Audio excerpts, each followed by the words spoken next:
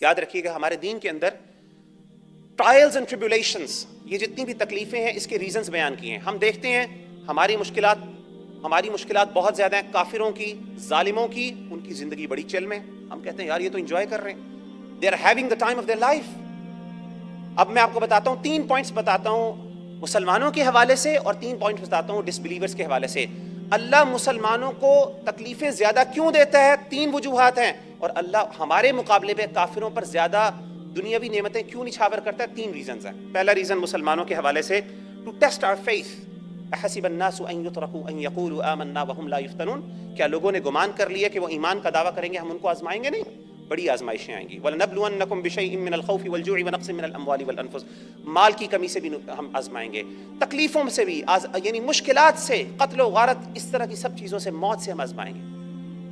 دوسری، exception of one sense, گناہوں کا کفارہ. مسلمانوں پر اس لیے آزمائشیں آتی ہیں زیادہ کہ اللہ تعالیٰ چاہتے ہیں کہ جب وہ دنیا میں، انسان جب دنیا سے رخصت ہو تو اللہ کے سامنے پیش ہو تو بالکل صاف ستھرا ہو.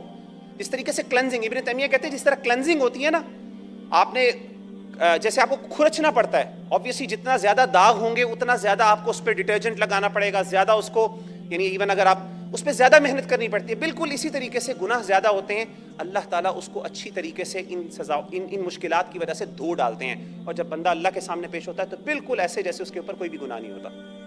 تیسری ریزن وہ یہ ہے کہ بعض اوقات ایک بندہ اللہ کو بڑا پیارا ہوتا ہے لیکن اس کے اتنے اچھے اعمال نہیں ہوتے، یعنی اتنی اس کے اندر اس کی اکمپلشمنٹس یا اچیومنٹس نہیں ہوتی، تو اللہ کیا کرتا ہے؟ اللہ مشکلات زیادہ ڈالتا ہے. اس طریقے سے وہ اللہ کے زیادہ قریب ہو جاتا ہے، انسان کے لیے بینیفیشل. اب کافروں کے حوالے سے آخری 3 چیزیں ذکر کرتا ہوں کہ ان کو زیادہ کیوں ملتا ہے. ہمارا دین یہ بتاتا ہے، the first thing is، اس لیے زیادہ ملتا ہے کیونکہ اللہ کے نزدیک یہ دنیا کی ورتھ کوئی بھی نہیں ہے. آپ صلی اللہ علیہ وسلم نے فرمایا کہ اگر اللہ کے ہاں اس دنیا کی پوری نعمتوں کی ورتھ ایک مچھر کے پر کے برابر بھی ہوتی تو اللہ تعالیٰ کافروں کو پانی کا ایک گھونٹ بھی نہ دیتا.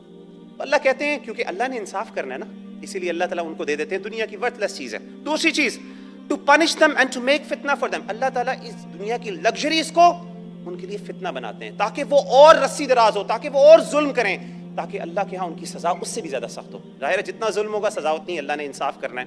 اور آخری چیز یہ ہے تاکہ اللہ تعالیٰ ان کو ان کی اچھائیوں کے ریوارڈ دنیا میں ہی دے دیں.